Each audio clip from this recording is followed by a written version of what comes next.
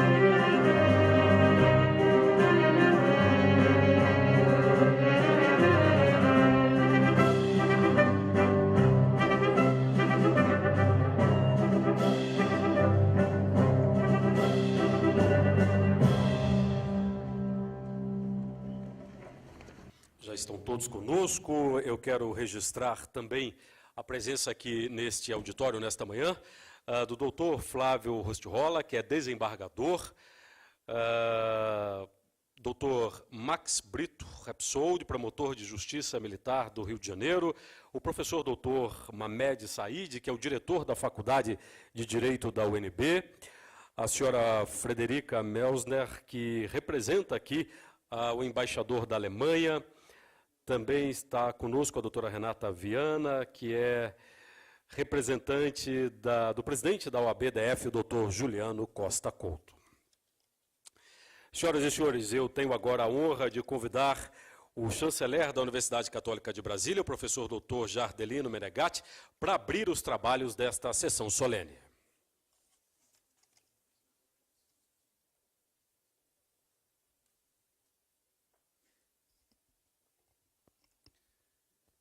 Senhoras e senhores, bom dia. Declaro aberta esta sessão solene de outorga do grau de doutor honoris causa ao professor Dr. Robert Werner Alexi, da Universidade de Kiel, da Alemanha, que inaugura as comemorações do 20º aniversário do curso de Direito da Universidade Católica de Brasília. Senhoras e senhores, hoje, 24 de maio de 2017, é o dia consagrado pela Igreja Católica a Nossa Senhora Auxiliadora. A UBEC, União Brasiliense de Educação e Cultura, mantenedora da Universidade Católica de Brasília, tem entre as suas ordens fundadoras a Ordem das Filhas de Maria Auxiliadora, fundada pela Madre Maria Mazzarello em 1872. Essa ordem é também conhecida como Ordem das Irmãs Salesianas, pela proximidade de Madre Maria Mazzarello e Dom Bosco. Nós ouviremos a homenagem que a Universidade Católica de Brasília presta aos seus santos fundadores, e em especial a Nossa Senhora Educadora, sua padroeira.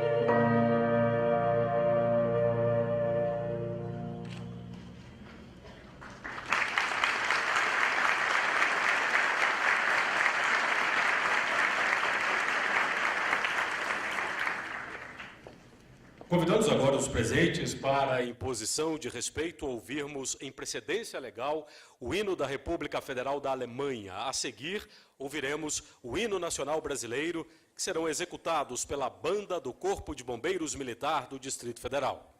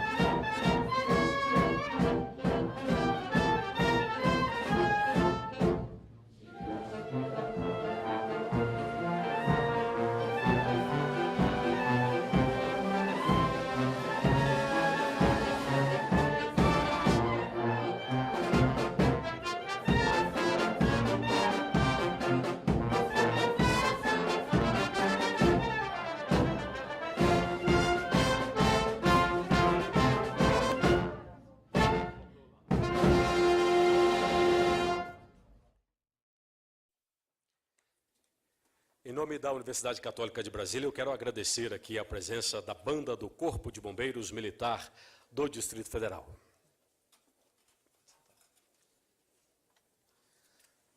Senhoras e senhores, o título de doutor honoris causa é outorgado à personalidade brasileira ou estrangeira que se tenha distinguido pelo saber ou pela atuação em prol das artes, das ciências, da tecnologia, da filosofia, das letras ou em defesa da paz e do melhor entendimento entre os povos.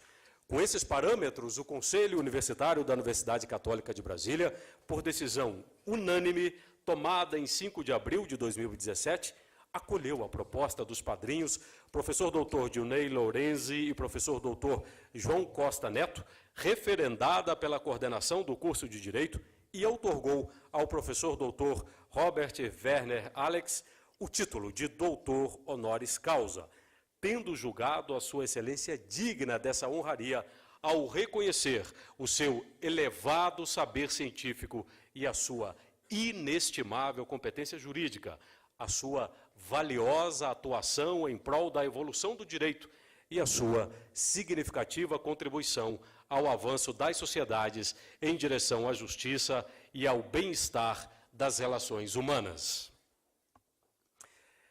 Convido o professor doutor João Costa Neto, graduado em Direito pela Universidade Católica de Brasília, para proferir a laudatio, constituída dos fundamentos que justificaram a indicação do professor doutor Robert Werner Alex para ser homenageado com o título honorário máximo concedido pela Universidade Católica de Brasília.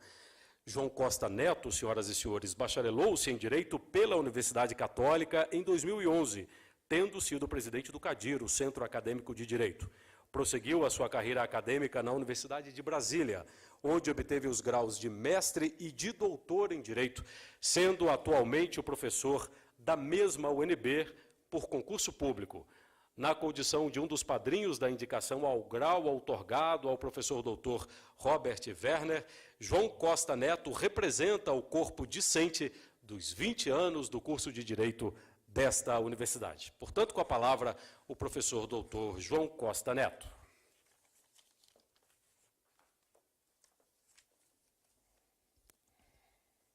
Excelentíssimo senhor chanceler, professor doutor Jadelino Menegatti, magnífico reitor, professor doutor Gilberto Gonçalves Garcia, excelentíssima senhora presidente do Superior Tribunal de Justiça, ministra Laurita Vaz, excelentíssimo senhor coordenador do curso de Direito, desembargador de Aulas Ribeiro, em cujo nome cumprimento todas as demais autoridades aqui presentes.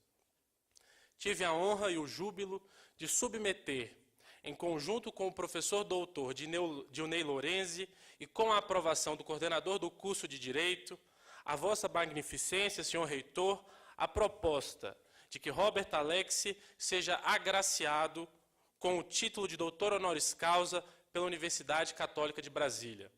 Robert Alex nasceu na pequena cidade de Oldenburg, que hoje conta com aproximadamente 170 mil habitantes. Oldenburg já pertenceu à França napoleônica e foi sede de reino e grão-ducado. Nesta cidade, de passado glorioso, situada no estado alemão da Baixa Baviera, nasceu Robert Alex em 9 de setembro de 1945. A data de seu nascimento já era auspiciosa. Alex nasceu apenas 7 dias após a assinatura do tratado que selou a rendição japonesa a bordo do navio USS Missouri na Baía de Tóquio, ocasião que marca oficialmente o fim definitivo da Segunda Guerra Mundial. Caberia a Alex e a sua geração reconstruir o direito após o trauma da Segunda Guerra. Como espero demonstrar, magnífico reitor, Alex contribuiu, de fato, para uma nova concepção de direito marcadamente pós-positivista. Alex graduou-se em Direito e em Filosofia na Universidade de Göttingen. Doutorou-se em 1976 na Universidade de Göttingen sob a orientação do conhecido jurista alemão Ralph Dreyer. Em 1984, obteve a livre docência com a celebérrima obra Teoria dos Direitos Fundamentais, que já foi vertida para diversos vernáculos, incluindo inglês, português, coreano, polonês, italiano e 2 vezes para o espanhol. Alex levou 6 anos para escrever sua Teoria dos Direitos Fundamentais. Durante esse período, recebeu uma generosa bolsa e não teve que ministrar aulas. Mesmo na Alemanha, isso hoje seria impensável. Foi professor em Regensburg e em Kiel. Assumiu como professor catedrático em Kiel em 1986, lá permanecendo até 2013, quando se aposentou. Em 1991, recusou um convite para assumir, no lugar de Otto Weinberger, uma cátedra na Universidade de Graz, Áustria. Também rejeitou, em 1997, um convite para assumir a cátedra de seu antigo orientador na Universidade de Göttingen.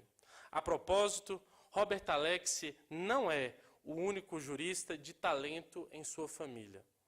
Seu irmão, Hans Alex, é juiz e vice-presidente do Tribunal Administrativo Superior de Bremen.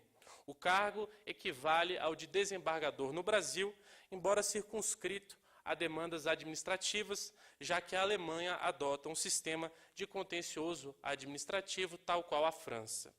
O irmão de Alex leciona Direito na Universidade de Bremen. A obra de Alex estrutura-se sobre 3 eixos básicos: Alexis publicou uma obra de destaque, um opus magnum, sobre cada um desses eixos. Se muitos autores passam uma vida inteira sem publicar uma obra que possa ser considerado um clássico, Alexis publicou pelo menos 3 livros que já gozam desse status.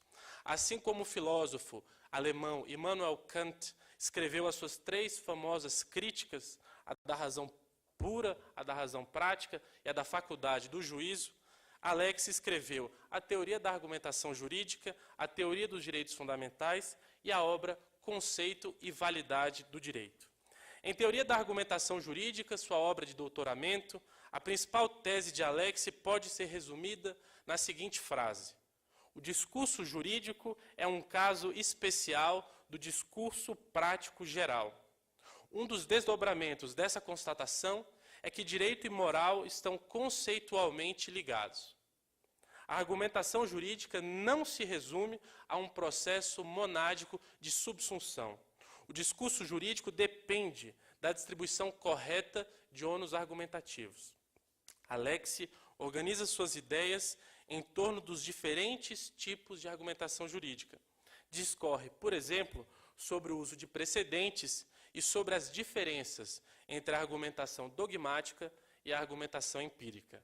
Um dos trunfos da obra é discernir a chamada justificação interna da justificação externa, o que, em apertada síntese, torna o processo argumentativo mais claro e transparente.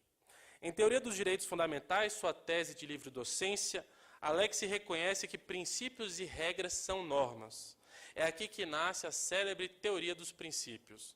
Ao discernir princípios de regras, Alexis entende que direitos fundamentais, quando se comportam como princípios, são verdadeiros mandamentos de otimização.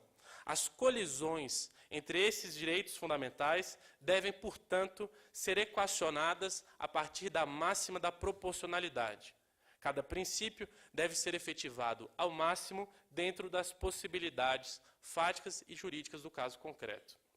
E mais, havendo colisão de princípios igualmente fundamentais, um só deve prevalecer sobre o outro, é a liberdade de expressão. Em especial, a última fase da proporcionalidade, a ponderação ou proporcionalidade em sentido estrito, ganha na obra de Alexis contornos mais bem delineados. O que a teoria dos direitos fundamentais oferece é uma estrutura dentro da qual os debates sobre direitos fundamentais podem ocorrer de maneira mais transparente, racional e rastreável. Na ponderação, o juiz é obrigado a colocar suas cartas argumentativas sobre a mesa. Em Conceito e Validade do Direito, Alexis critica o positivismo jurídico. Alexis acata a famosa fórmula de Radbruch, que pode ser resumida na seguinte frase: injustiça extrema não é direito. Indo adiante, Alexis sustenta que extremamente injusto é tudo aquilo que vulnera os direitos humanos básicos. Esse núcleo duro de justiça teria validade universal. Inspirado na forma de Radbruch, Alexis entende que quando o direito ultrapassa a barreira do desacordo moral razoável e torna-se demasiadamente injusto, perde qualquer possível pretensão de legitimidade. É por isso que os nazistas deveriam ser punidos pelos crimes praticados durante a Segunda Guerra. E é por isso que os agentes da Alemanha Oriental que mataram e torturaram compatriotas deveriam ser punidos após a reunificação. As leis que permitiam crimes contra a humanidade, vigentes durante os períodos totalitários, não podem ser consideradas direito por violarem as mais básicas noções de justiça. Foi nesse contexto que Joseph Raz, então professor em Oxford, e Robert Alexis travaram um longo e intenso debate. Raz defendeu o positivismo jurídico, enquanto Alexis sustentou que a pretensão de legitimidade, por ser intrínseca ao direito, é incompatível com injustiças manifestas ou teratológicas. Nenhum juiz, segundo Alexis, deve aplicar uma norma demasiadamente injusta, já que tais normas nem mesmo preenchem um dos requisitos para ser direito. O livro Conceito e Validade do Direito também foi objeto de amplo debate com o justo filósofo escocês e deputado do Parlamento Europeu Neil McCormack. As 3 principais obras de Alexis citadas acima receberam cálida e, ao mesmo tempo, crítica acolhida pelo público de língua inglesa. As 3 obras foram publicadas em inglês pela Oxford University Press. Em 2012, pude conviver durante algumas semanas com Alexis em Kew. Não poderia esquecer-me da acolhida gentil que recebi na ocasião. Não é por acaso que Alexis arregimentou tantos discípulos ao longo da vida. Até a sua aposentadoria, Alexis e todos os pesquisadores de sua cátedra almoçavam em conjunto toda quinta-feira no refeitório ou bandejão da Universidade de Kew. Durante a semana, Alexis esforçava-se para lecionar, publicar e ainda atender a todos os orientandos que queriam discutir suas ideias. O ambiente em Kew era um só tempo acolhedor e baseado na dedicação e na busca pela excelência. E não são poucos os ex-orientandos de Alexis que se destacam no mundo. Martin Borowski, professor catedrático em Heidelberg, Jan Zickmann, professor catedrático na Universidade de Erlangen-Nuremberg, Matthias Klatt, professor catedrático em Graz, Áustria, Virgílio Afonso da Silva, professor titular da USP, Laura Clérico, professor na Universidade de Buenos Aires, e Carlos Bernal Pulido, que foi professor da Macquarie Law School na Austrália e que há 2 meses é ministro da Corte Constitucional da Colômbia. Um momento marcante na vida de Alexis ocorreu em outubro de 2001. Na ocasião, Alexis proferiu conferência na Associação dos Constitucionalistas Alemães, a famosa Vereinigung der Deutschen Staatsrechtslehrer. Essa associação, fundada em 1924 por Hans Kelsen, dentre outros, é uma das instituições jurídicas de maior prestígio na Alemanha. Por tradição, a cada ano, 4 constitucionalistas de renome apresentam conferências aos demais membros da associação. Para muitos constitucionalistas, a conferência perante essa associação, que só pode ocorrer uma vez na vida, é um dos, se não o ponto alto da carreira. Alexis escreveu um texto memorável. Em parte, foi este o texto que inspirou o pós-fácil que acompanha as edições inglesa e brasileira da Teoria dos Direitos Fundamentais. O evento na associação permitiu perceber que Alexis era uma estrela até mesmo entre seus colegas. Seu texto praticamente monopolizou o debate. Todos queriam fazer-lhe perguntas e críticas. E no final, eram tantas perguntas que cada arguição de 5 a 10 minutos teve de ser respondida em menos de 1 minuto cada. Em que eu tive a felicidade de assistir a algumas das aulas de Alexis sobre direito constitucional e lógica. Em sala de aula, pude ver a importância dada por Alexis à lógica formal e, inclusive, à lógica deôntica, a lógica do dever ser. Alexis, magnífico reitor, é não apenas um grande pesquisador, mas também um grande professor. A obra de Alexis notabilizou-se não apenas por seu conteúdo, mas também pela sua forma. O estilo de Alexis opõe-se, por exemplo, à tradição hermenêutica alemã, tão bem representada pelo Heidegger pós-virada linguística. Nesse ponto, assim como em outros, Alexis assemelha-se muito a Hans Kelsen, outro jurista alemão de renome. Kelsen sempre buscou evitar fórmulas obscuras ou pouco exatas. No caso de Kelsen, essa característica acentuou-se ainda mais quando da sua emigração para os Estados Unidos. Alexis, assim como Kelsen, filia-se, portanto, à tradição analítica de direito. Outra semelhança entre Alexis e Kelsen é o grande número de honrarias recebidas. Por suas contribuições ao direito, Alexis recebeu em 2010, do Estado alemão, a Gran Cruz de primeira classe da Ordem do Mérito da República Federal da Alemanha. Alexis é também doutor honoris causa por diversas instituições, incluindo universidades na Espanha, em Portugal, na Argentina, na Holanda, no Peru, no Brasil, na República Tcheca e na Colômbia, e ajudou a lavrar a Constituição da Estônia. Há mais uma semelhança entre Kelsen e Alexis, que chama a atenção. O acolhimento na América Latina e, inclusive, na América do Sul. Os escritos de Alexis já foram citados em diversos tribunais constitucionais, inclusive latino-americanos, inclusive no México, na Argentina, na Colômbia e no Brasil. É curioso que Kelsen, que morou nos Estados Unidos, de 1940 até a sua morte em 1973, e que foi professor em Harvard, Chicago e Berkeley, sempre tenha sido muito mais estudado no Brasil ou na Argentina do que nos Estados Unidos. Em muitos pontos, a história de Robert Alexy assemelha-se à de Hans Kelsen. Ambos publicaram obras de muito destaque. Ambos contribuíram para diversas áreas do direito. Ambos conquistaram muito prestígio no exterior. E ambos travaram debates jurídicos memoráveis. Assim como Kelsen debateu com Carlos Lócio em 1948 em Buenos Aires e com H.L.A. Hart em 1961 em Berkeley, Alexy protagonizou grandes debates com Joseph Raz e Jürgen Habermas, só para citar alguns nomes. Não é difícil concluir que Robert Alexy apresenta credenciais acadêmicas impecáveis. Um jurista da envergadura de um Kelsen ou um Alexy só nasce uma vez a cada século. E é por isso que estamos aqui hoje para celebrar uma vida dedicada ao estudo do direito. Alexy buscou sempre a excelência e, ao longo dessa extensa caminhada, deu contribuições decisivas à argumentação jurídica, aos direitos fundamentais e à superação do positivismo. Hoje é um dia de festa para todos nós, alunos e ex-alunos da Universidade Católica de Brasília.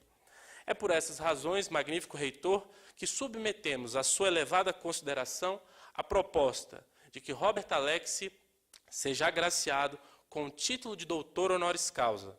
Estamos convictos de que ele reúne todos os predicados para ser contemplado com essa honraria. Muito obrigado.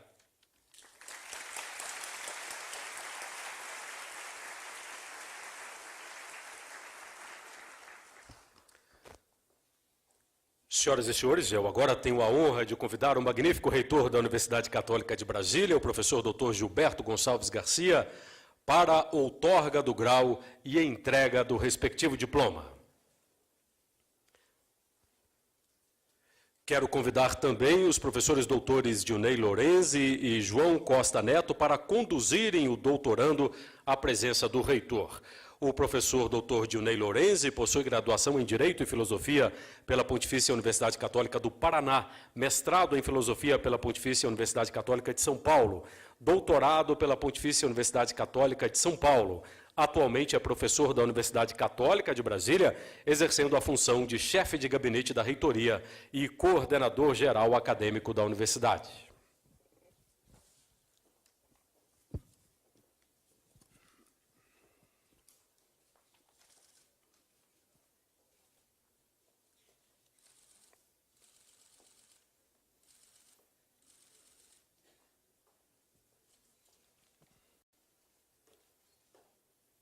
Quid petis? Gradum doctoratus in praeclare jurisprudentia facultate. Ego, Gilberto Garcia, huius aume catholice brasiliensis universitatis rector, creo te doctorin praeclare jurisprudentiam facultatis, in nomine et auctoritate eiusdem academiae.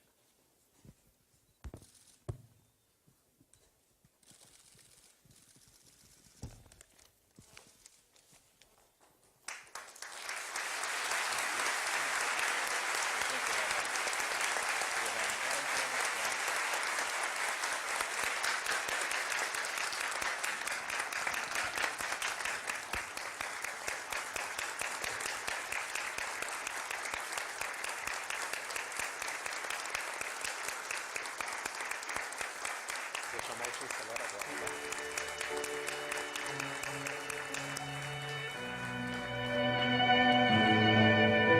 Senhoras e senhores, agora eu convido o chanceler da Universidade Católica de Brasília, o professor Dr. Jadelino Menegatti, para entregar ao Dr. Robert Werner Alex a medalha comemorativa do grau que lhe foi outorgado.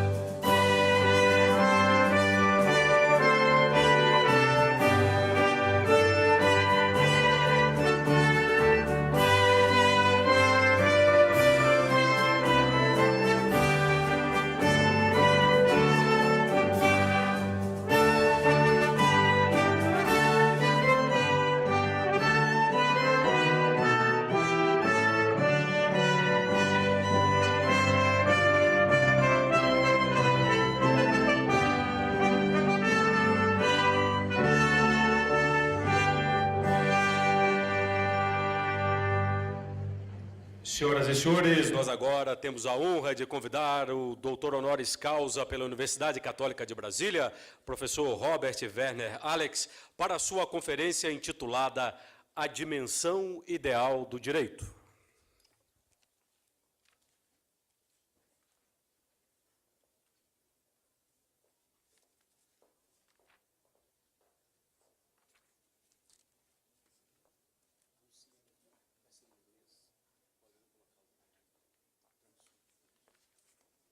Senhoras e senhores, vocês contêm aí um equipamento para tradução simultânea da conferência do Dr. Robert.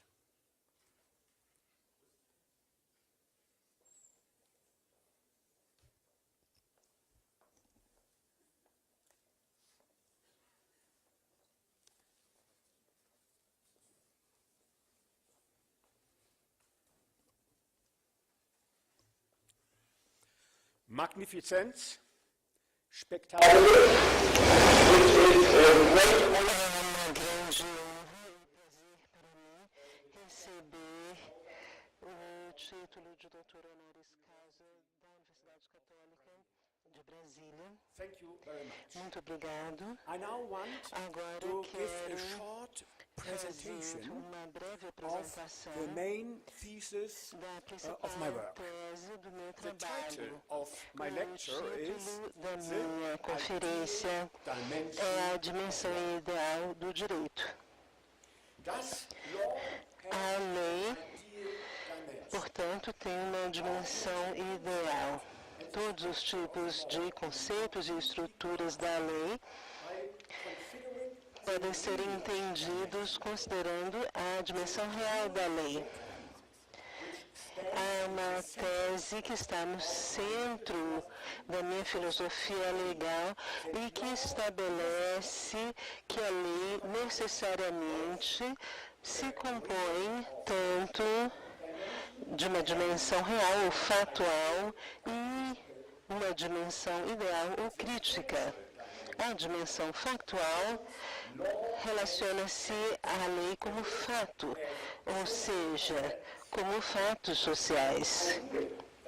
A dimensão ideal refere-se à correção, primariamente à correção moral.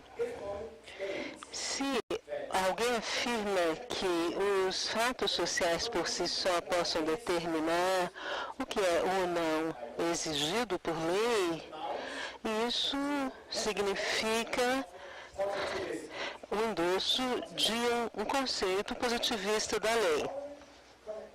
Uma vez que a correção moral é acrescentada como um terceiro elemento necessário, tudo muda fundamentalmente. O novo conceito não positivista do direito aparece. Portanto, a tese da natureza dual pretende afirmar que a lei necessariamente se compõe tanto de uma dimensão real e uma ideal, implicando o não positivismo. O ponto arquimediano da minha tese de que a lei, o direito, necessariamente tem uma dimensão ideal é o argumento da correção. O argumento de correção afirma que as normas legais individuais, as decisões legais individuais, assim como o sistema legal como um todo, necessariamente relacionam-se à correção, necessitam a correção. A necessidade de afirmar isso pode ser feita demonstrando que essa exigência da correção é necessariamente implícita no direito. A melhor maneira de demonstrar sua necessidade é o método de contradição performativa. Um exemplo de uma contradição performativa é um primeiro artigo fictício de uma Constituição que diga: talvez pudesse ser a Constituição alemã ou brasileira. Esse é um primeiro artigo, então. X, ou seja, Alemão ou Brasil, é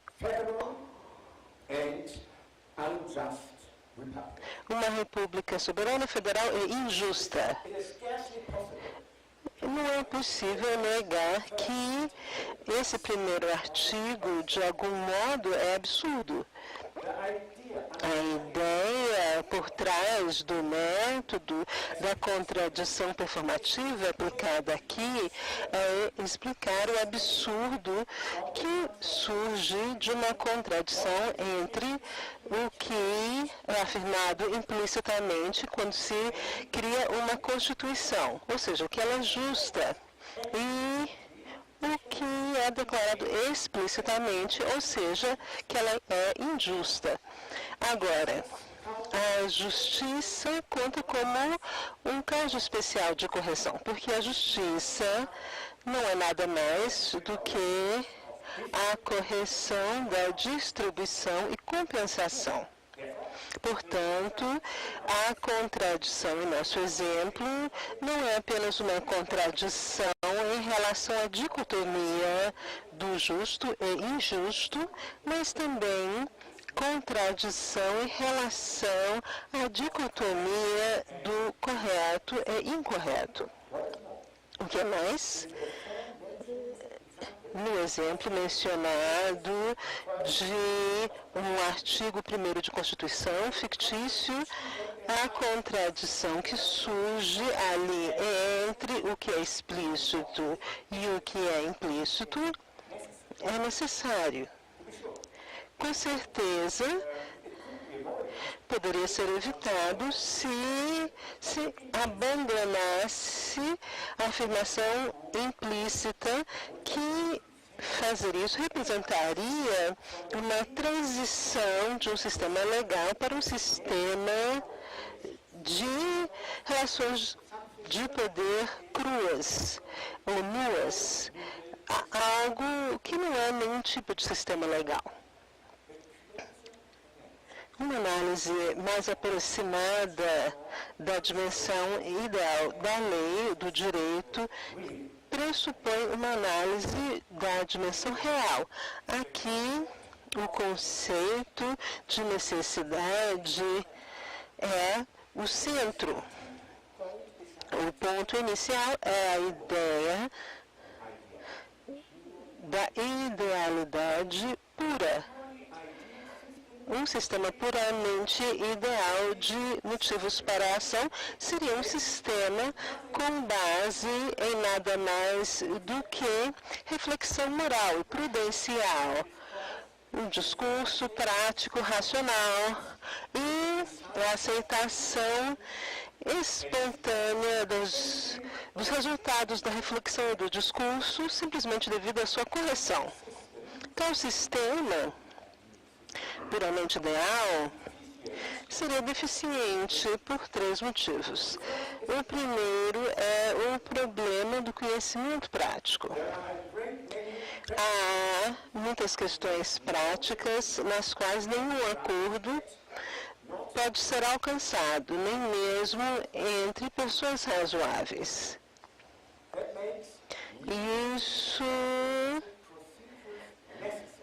torna necessário procedimentos regulados legalmente que levem a uma decisão que determine qual lei se aplica. Isso implica a necessidade de fatos sociais como... O segundo motivo é que a aceitação espontânea não é suficiente. Se todos pudessem violar as regras emitidas de maneira autoritativa sem nenhum risco, as regras perderiam sua eficiência social. Portanto, é necessário aplicar as leis. Essa necessidade inclui a coerção, incorporando-se no conceito de direito justamente com a correção. a determinação e o fazer valer a lei tem que ser acompanhado de um terceiro motivo.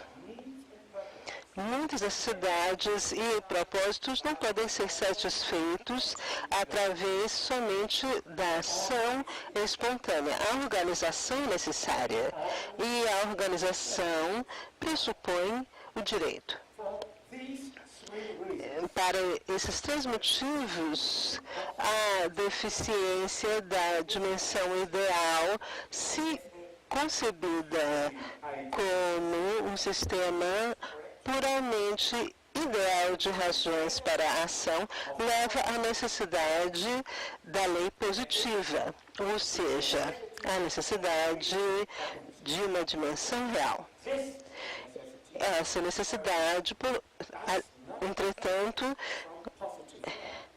não vem da lei positiva, mas vem do requisito moral de evitar o custo da anarquia, da guerra civil e alcançar as vantagens da coordenação social e cooperação social. Pode-se presumir que a necessidade da positividade implica o positivismo. Isso, entretanto, seria incompatível com a afirmação da correção, com certeza. Com certeza, a necessidade moral da positividade implica a correção da positividade. Mas a correção da positividade, de modo algum, implica que a positividade deve ser entendida como tendo um caráter exclusivo. Dar à positividade um caráter exclusivo seria fracassar em levar em conta o fato de que a afirmação de que há uma correção substantiva, ou seja, a afirmação de que há justiça, não desaparece quando o direito é institucionalizado, mas permanece vivo dentro da lei e por trás da lei. E é a tarefa principal da teoria da dimensão ideal do direito tornar isso explícito. Para alcançar isso, é necessário distinguir dois estágios ou níveis de correção. Primeiro, a correção de primeira ordem, depois a correção de segunda ordem. A correção de primeira ordem refere-se apenas à dimensão ideal. Relaciona-se à justiça como tal.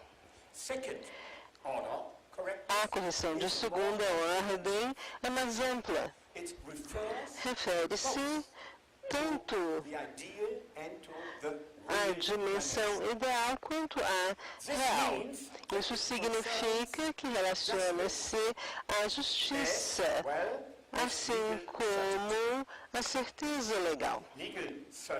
A certeza legal, entretanto, pode ser alcançada somente por meio da positividade, ou seja, pela determinação, por fazer valer e pela organização.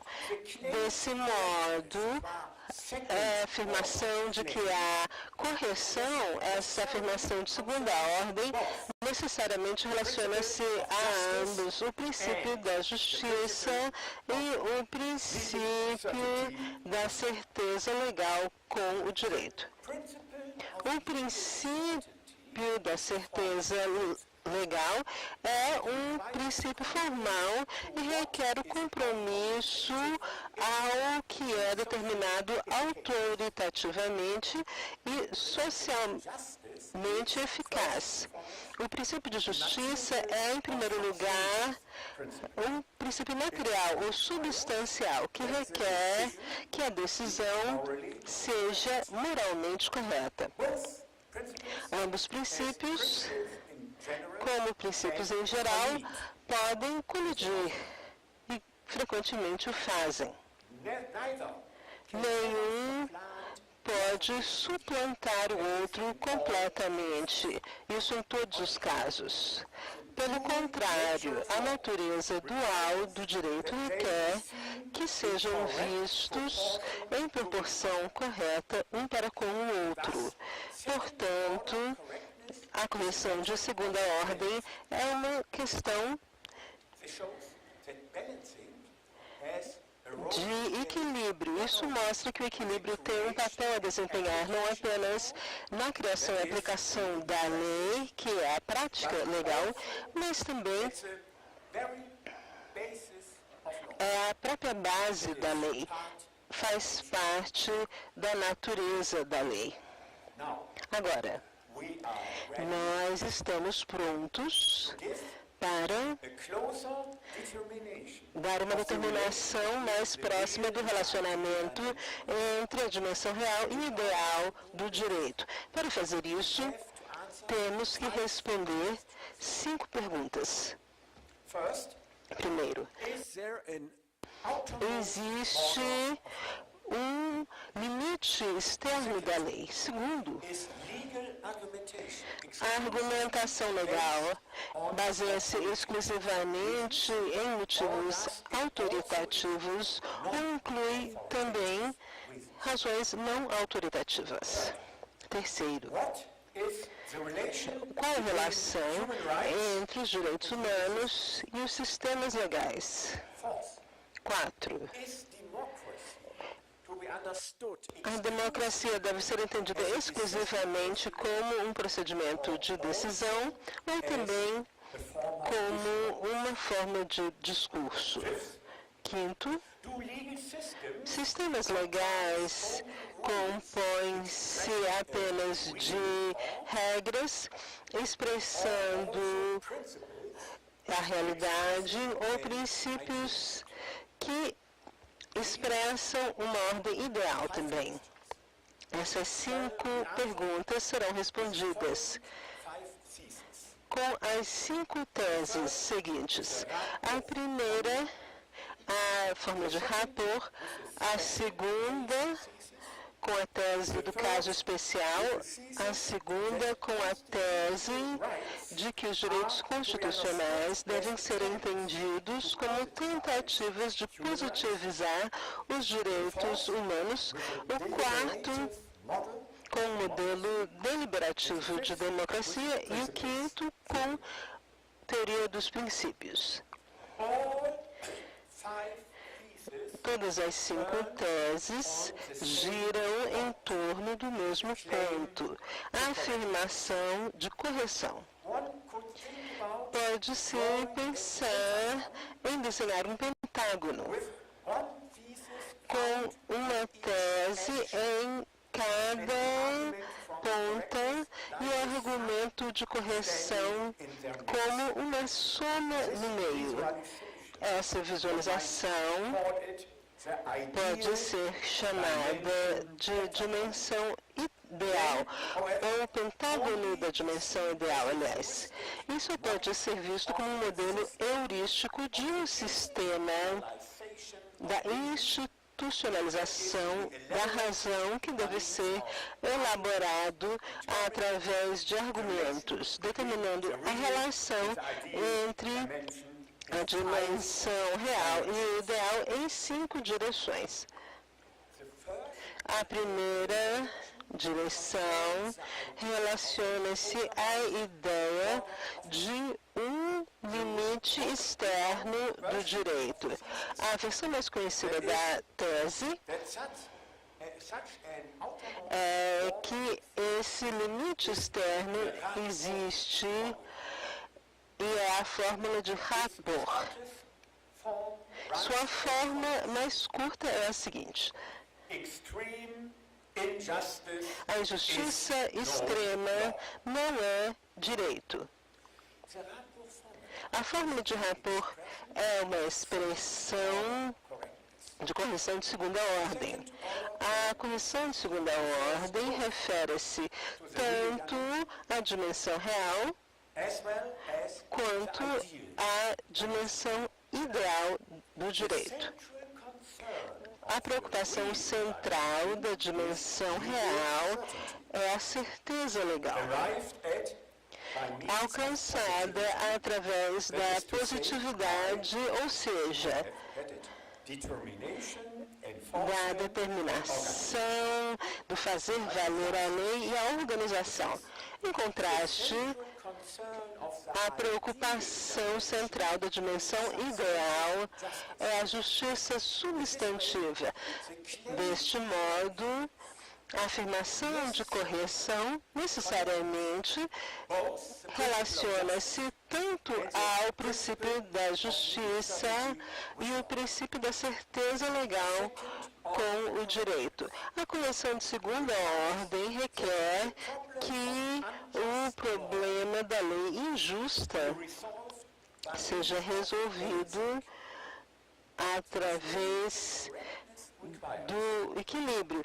A afirmação de correção requer que esse equilíbrio leve a um resultado de abaixo do limite da injustiça extrema, a certeza legal tenha precedência sobre a justiça. Acima desse limite da injustiça extrema, entretanto, a justiça tem precedência sobre a certeza legal. O segundo campo, no qual a dimensão real e ideal do direito são ligadas, é a argumentação legal. Essa conexão é expressa através da tese do caso especial.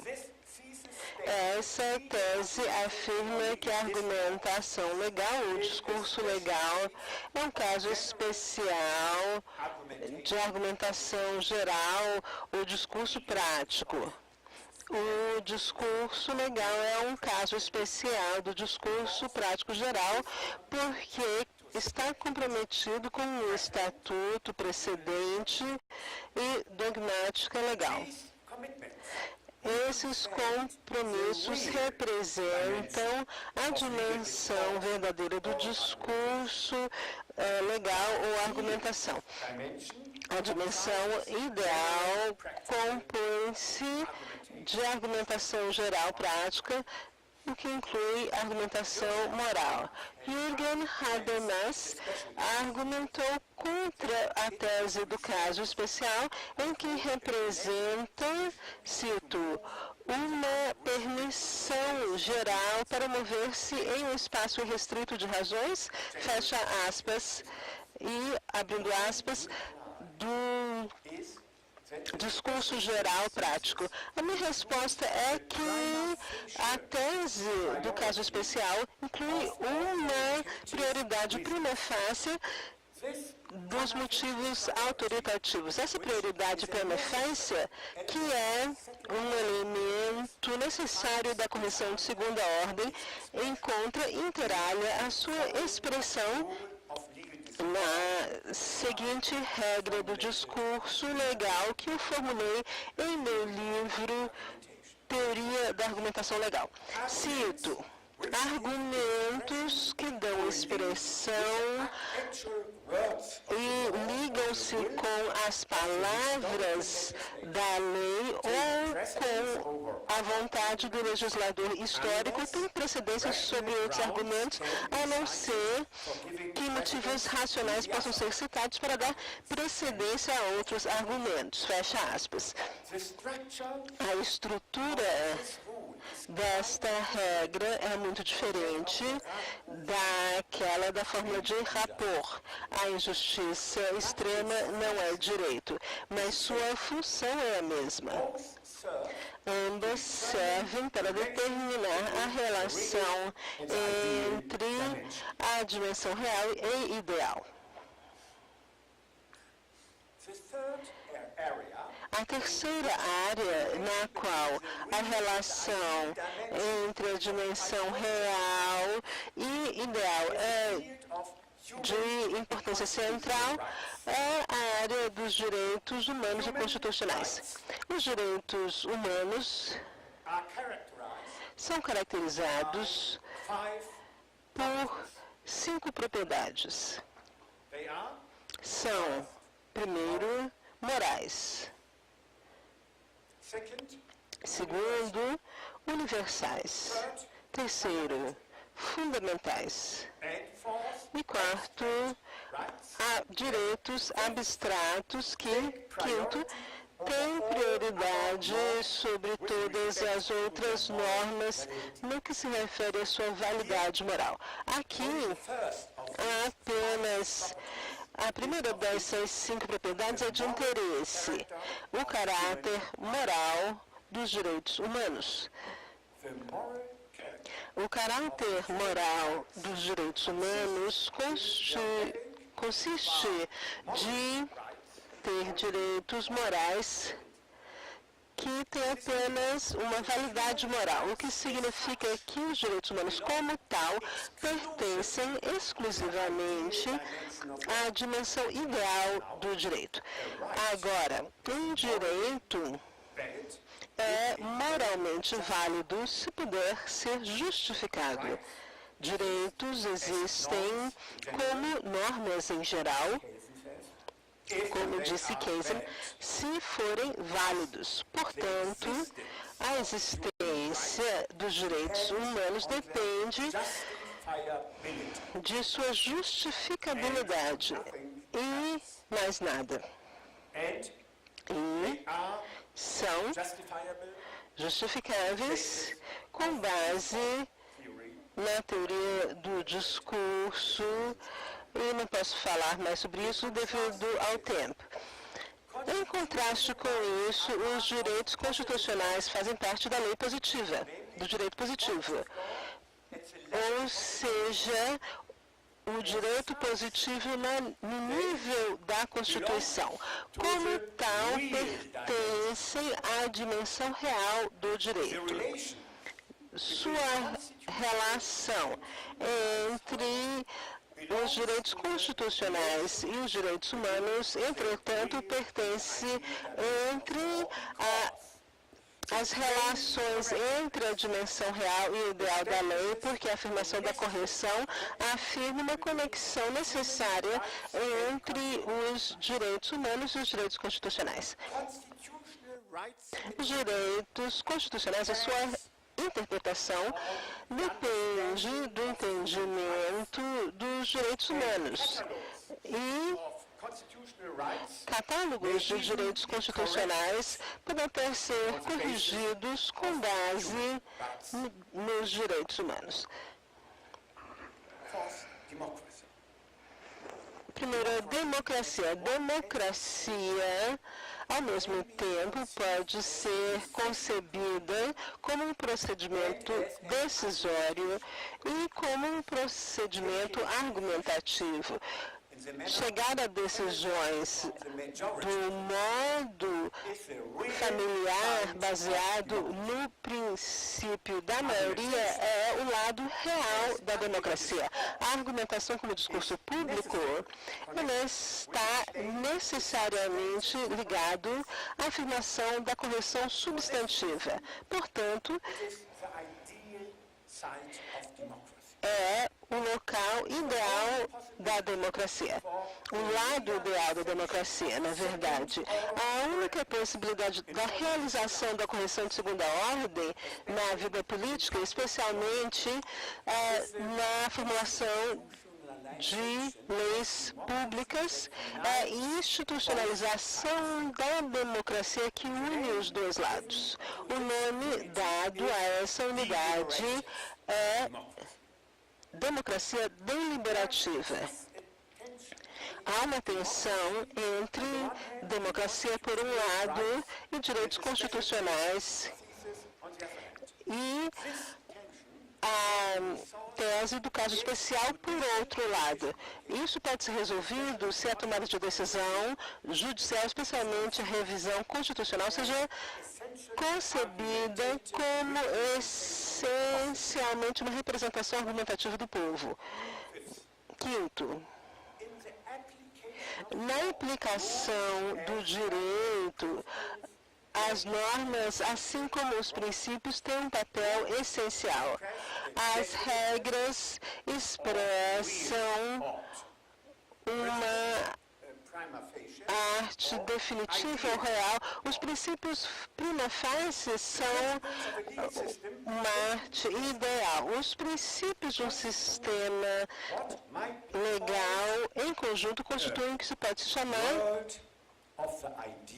um mundo da arte ideal. A teoria dos princípios tenta desenvolver, com base nisso, uma teoria de proporcionalidade que conecta tudo à correção. O núcleo dessa teoria como junta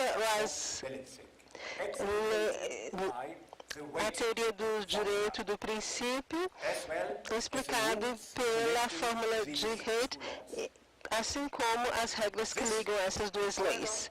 Isso, entretanto, não se pode elaborar aqui. Em nosso contexto, o único ponto de interesse é que princípios, teoria, completam o sistema das 5 direções da dimensão ideal do direito.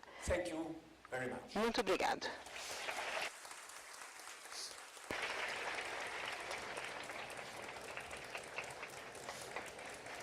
Excelentíssimo senhor chanceler da Universidade Católica de Brasília, professor doutor Jadelino Menegatti, magnífico reitor, professor doutor Gilberto Gonçalves Garcia, diretor da escola, doutor José Eduardo, pró-reitores, doutor Fernando, doutor Daniel, professor Gilberto Lorenzi, padrinho, professor João Costa Neto, padrinho, e excelentíssima senhora ministra Laurita Vaz, presidente do Superior Tribunal de Justiça, Herrn Professor Robert Alexi, caríssimos professores, alunos, convidados, funcionários da Universidade Católica, registro com muito carinho a presença do diretor da Faculdade de Direito da Universidade de Brasília, professor Mamed Said, que nos honra com a sua presença. É a primeira Faculdade de Direito do Distrito Federal. A palavra do coordenador do curso é apenas de agradecimento. Agradecimento aos alunos, os de ontem, os de hoje, os de amanhã. Agradecimento aos professores que ajudam o coordenador diariamente a manter a missão da Universidade Católica de dar formação jurídica aos nossos alunos. Agradecer a nossa mantenedora na pessoa do nosso chanceler. Agradecer a todos os servidores da Católica, daquele que abriu o portão hoje de manhã, até aquele que exerceu a função mais técnica, mais sofisticada, de colocar o nosso site no ar, de transmitir as informações desta manhã. Então, a mensagem nossa é de agradecimento. Agradecer ao professor Dionei e ao professor João Costa Neto, que propuseram ao curso de Direito a indicação, a apresentação do professor Robert Alexi para receber a ordem honorária máxima da universidade, que é o grau de doutor honoris causa. Agradecer aos nossos parceiros que ajudaram esta cerimônia, ao Corpo de Bombeiros Militar do Distrito Federal, a Lume Eventos, que ajudou a organizar toda essa cerimônia na pessoa da Márcia, a orquestra, coro e camerata regida pela maestrina Magda Rocha e os seus músicos, toda a equipe do Superior Tribunal de Justiça e do Tribunal de Justiça do Distrito Federal, que apoiam a vinda do professor Alexi, dando transporte e outro tipo de facilidade que nós precisamos. Agradecer aos professores que já estão presentes e que farão as conferências de hoje, Fábio Secara e Noel Struch, né?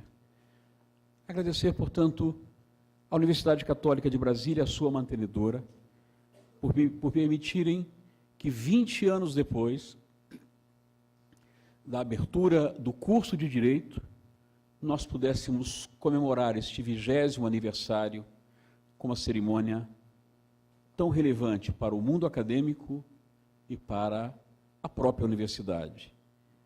Quando nós homenageamos o professor Robert Alexi, é evidente que ele fica engalanado com esta homenagem, mas existem homenagens e que o homenageado, às vezes, é tão importante para quem homenageia quanto esta que acontece hoje.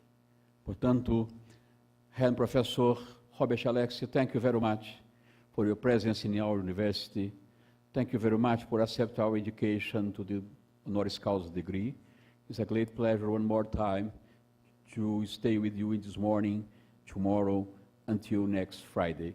Thank you very much, Professor Robert Alexi. Dankeschön, representante da Embaixada da Alemanha, leve ao nosso embaixador os nossos cumprimentos. Sentimos a falta dele, mas sabemos que não era possível sua presença.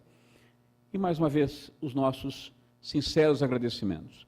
Todos os funcionários, alunos, professores, dirigentes da universidade, da UBEC, o nosso muito obrigado, e até o nosso próximo aniversário, que eu espero estar aqui para comemorar, daqui a 20 anos.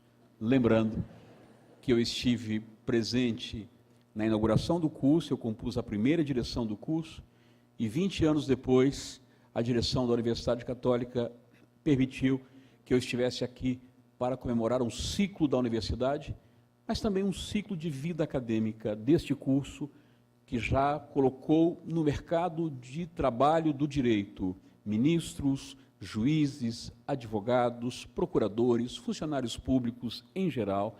Portanto, é um curso que é, de fato, abençoado por Nossa Senhora Auxiliadora e por Nossa Senhora Educadora, e que Deus proteja sempre a Universidade Católica de Brasília.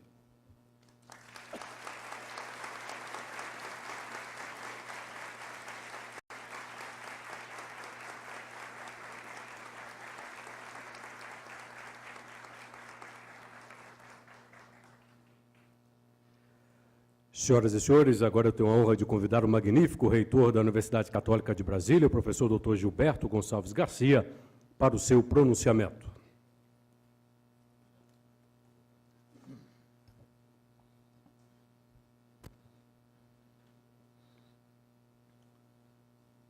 Ilustríssimo chanceler da Universidade Católica de Brasília, professor doutor, irmão Jardelino Menegatti, meus ilustríssimos pró-reitores da mesma universidade, professores Fernando Souza, Daniel Rei Carvalho, os diretores de escola aqui presentes, de modo especial o professor diretor José Eduardo Campos, os coordenadores de curso, de modo muito especial o coordenador do curso de Direito, professor de aulas Costa Ribeiro, os nossos convidados, aceitaram a participação neste evento de honra, a excelentíssima senhora Laurita Vaz, presidente do Superior Tribunal de Justiça, nossos convidados, de modo também especial, o diretor do curso de Direito da UNB, nossa universidade irmã, professor doutor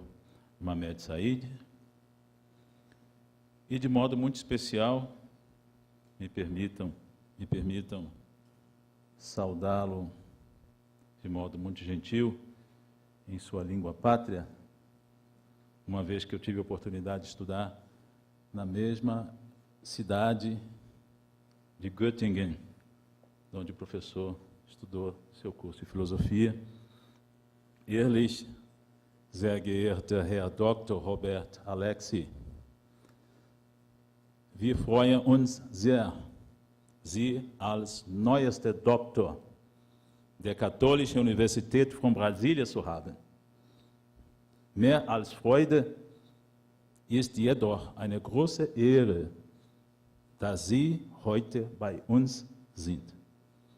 Danke sehr, dass Sie unsere Einladung angenommen haben.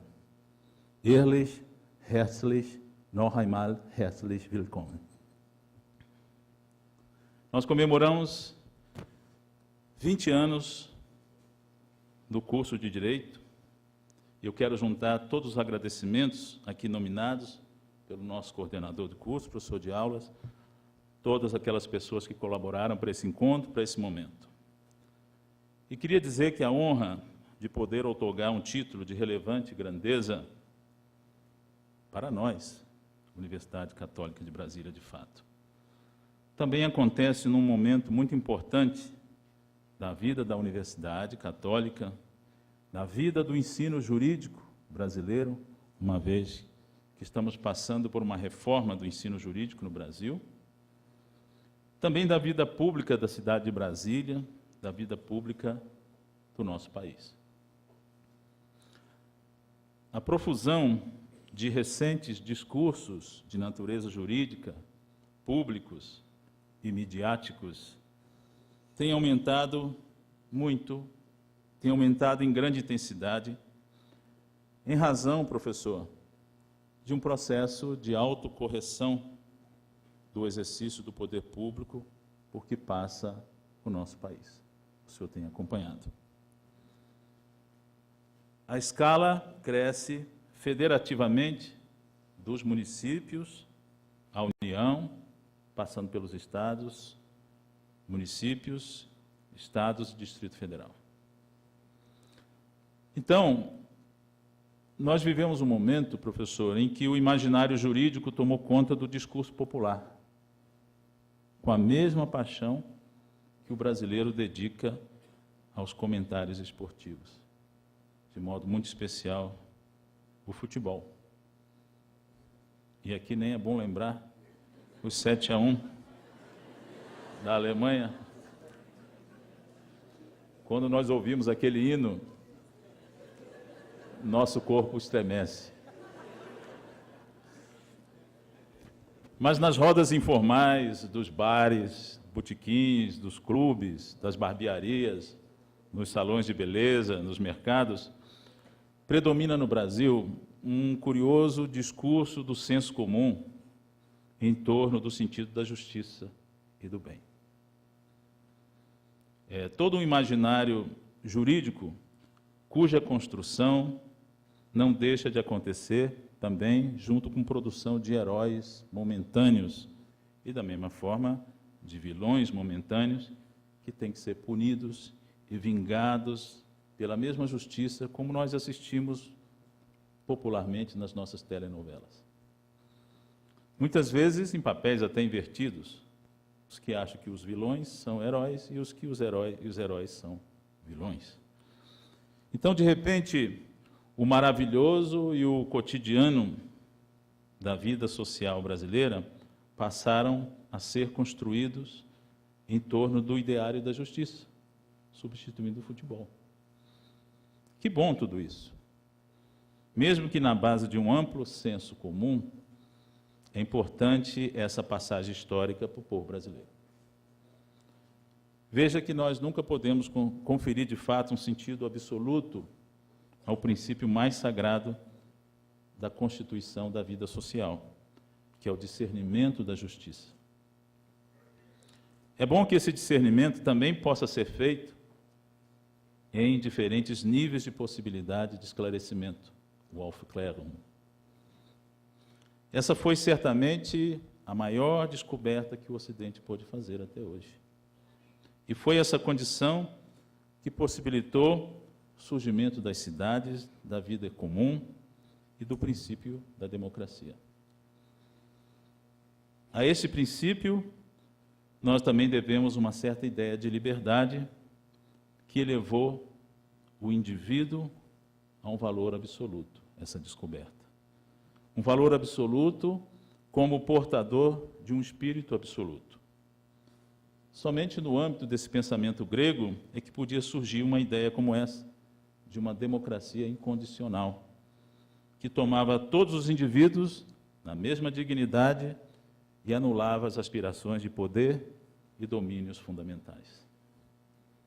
Somente, então, o indivíduo podia dominar sobre si mesmo, ter a sua autonomia. E ele o fazia na condição de uma pessoa consciente.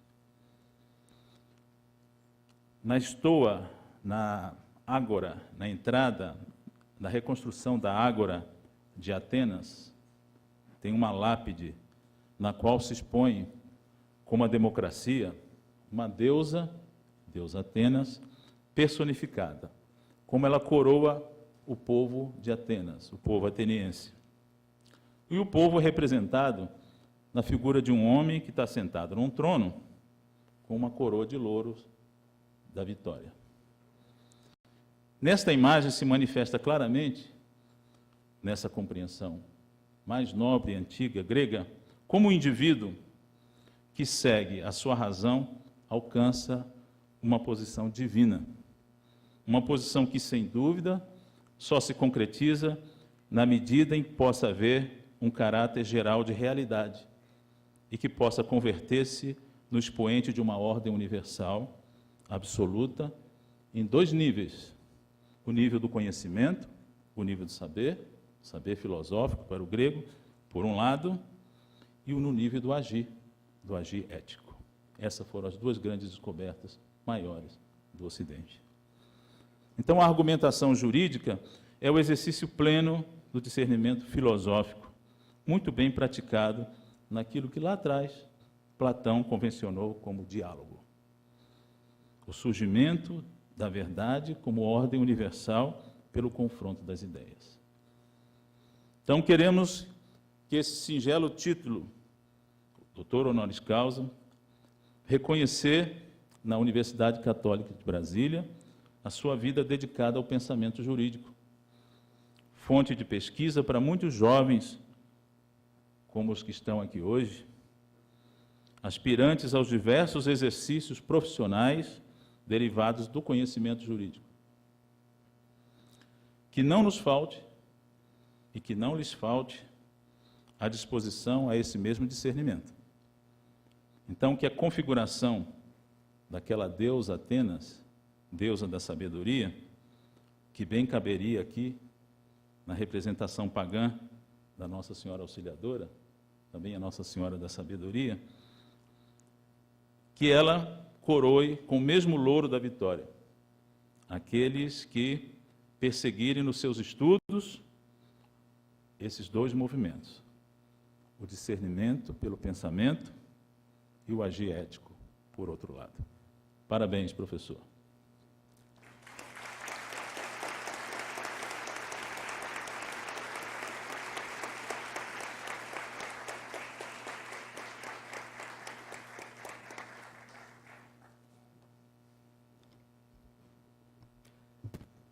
Senhoras e senhores, agora convidamos o chanceler da Universidade Católica de Brasília, professor Dr. Jardelino Menegatti, para o seu pronunciamento e também encerramento desta sessão.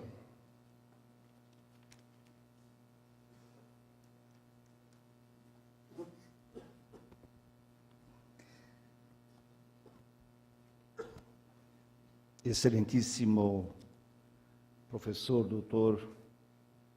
Gilberto Garcia, reitor desta magnífica universidade, e na sua pessoa eu quero trazer presente toda a nossa comunidade acadêmica, pró-reitores, diretores, alunos, técnicos administrativos, todos aqueles que contribuíram também para a realização dessa sessão solene.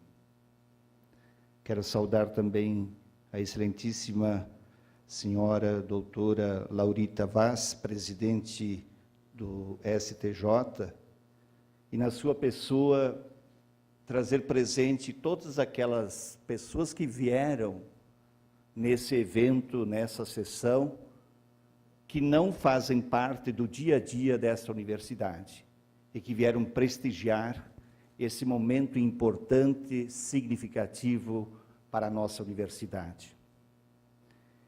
E, sem dúvida, que queremos saudar o excelentíssimo professor Dr. Robert Werner Alexi, nosso homenageado, e que queremos agradecer o fato dele ter aceito estar aqui conosco nesse dia para nós podermos homenageá-lo, mas nós estamos sendo homenageados com a sua presença. senhoras e senhores, as universidades, desde sua constituição, têm um papel de maior relevância no contexto da sociedade. É provável que nenhuma instituição criada pela inteligência humana tenha prestado e continua prestando tantos serviços à humanidade no que diz respeito ao ensino, à extensão e à pesquisa.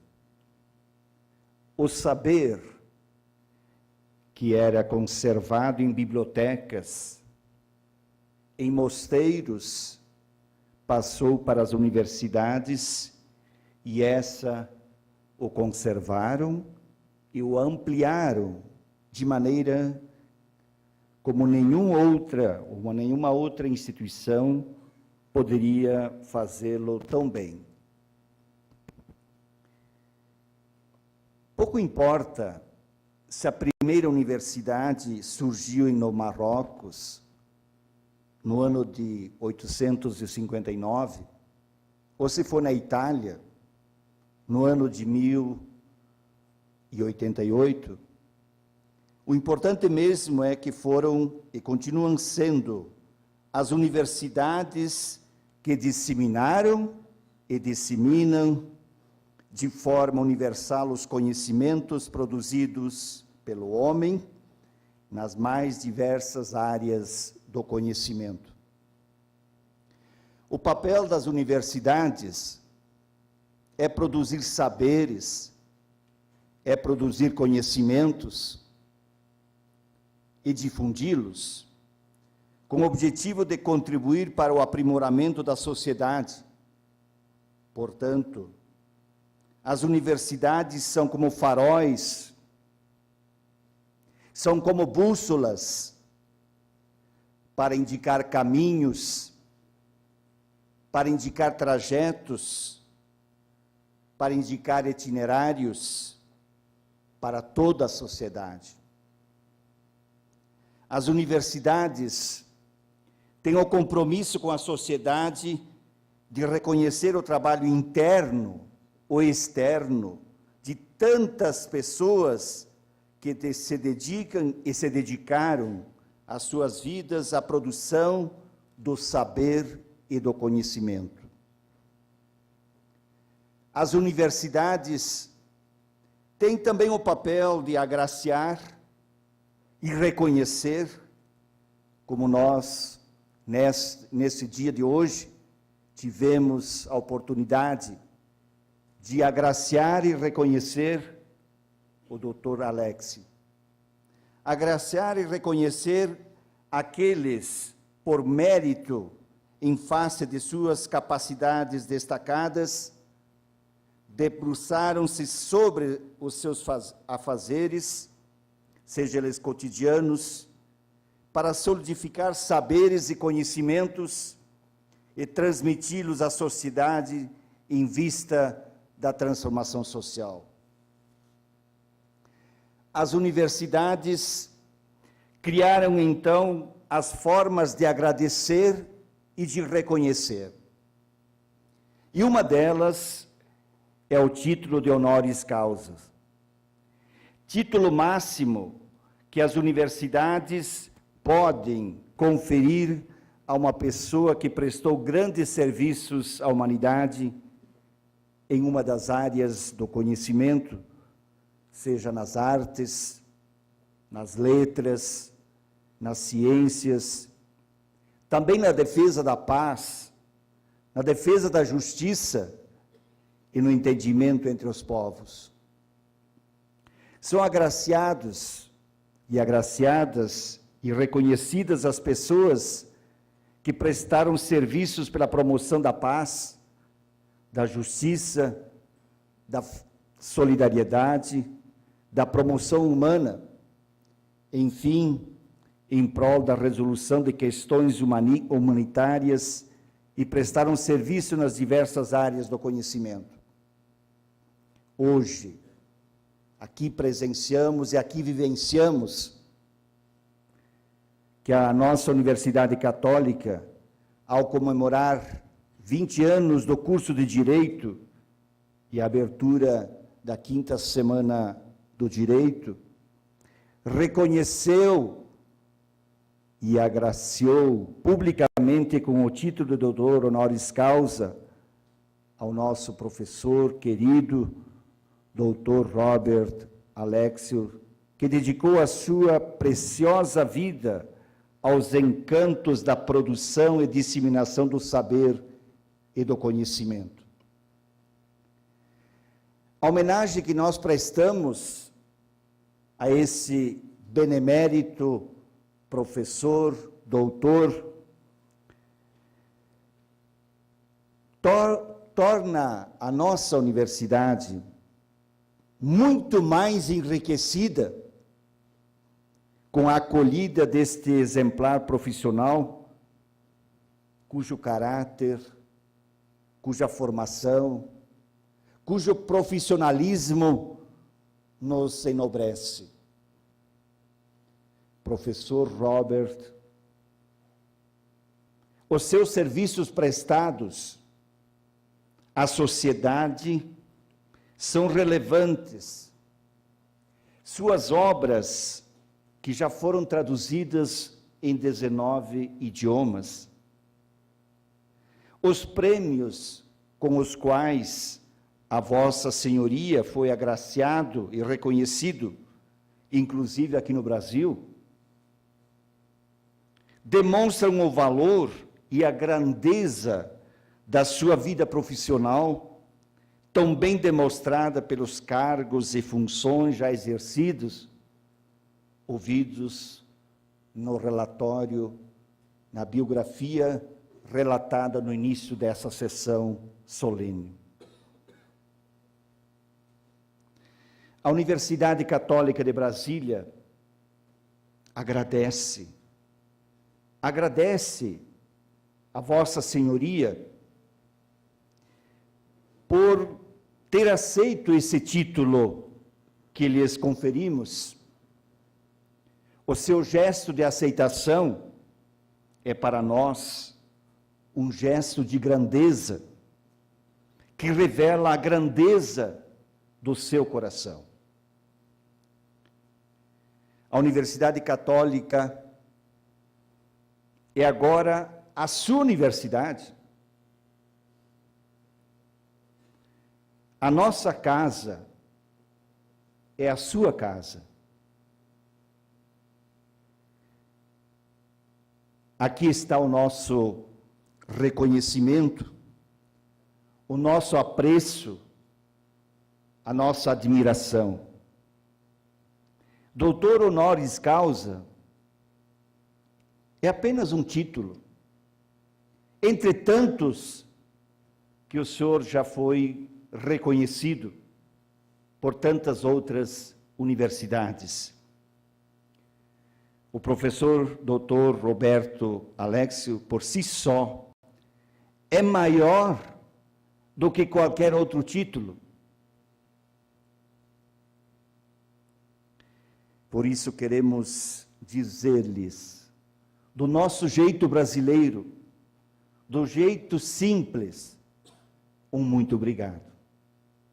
Obrigado mesmo por ter aceitado e por estar no nosso meio. Quero agradecer também a todos vocês que vieram participar dessa sessão de outorga de doutor honoris causa. Sintam-se todos acolhidos e não mesmo não nomeados nesse agradecimento, pois vocês enalteceram esse evento, essa sessão, esta universidade.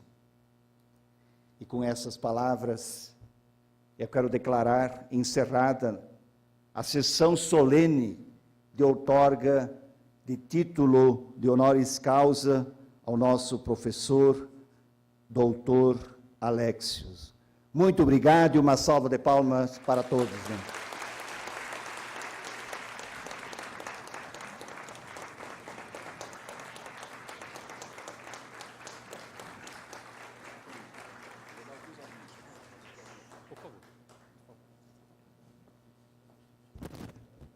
Alguns avisos. Na parte da noite, nós continuaremos com a semana acadêmica, ouvindo hoje 2 queridos professores do Rio de Janeiro, que já estão aqui conosco. Amanhã, às 9 da manhã, nós retomaremos os trabalhos com uma conferência, aí sim uma aula mais informal, uma aula magna, mais informal, do professor Robert Alexi, a partir das 9 horas da manhã. À noite, teremos o encerramento da semana acadêmica com a última conferência do professor Thomas Bustamante, da Universidade Federal de Minas Gerais. Os alunos e professores que têm atividades em sala de aula hoje, à noite e amanhã, pela manhã e pela noite, estão convocados a suspenderem essas atividades, que já foram suspensas, para que elas se realizem neste auditório. Peço aos professores que façam chamada, peçam relatórios e controlem a presença dos nossos alunos, porque, afinal de contas, esta é uma atividade acadêmica. E a última palavra, eu sempre deixo para o último instante, agradecer o querido Antônio Castro, que tem honrado e prestigiado e abrilhantado as cerimônias da Universidade Católica de Brasília. Muito obrigado.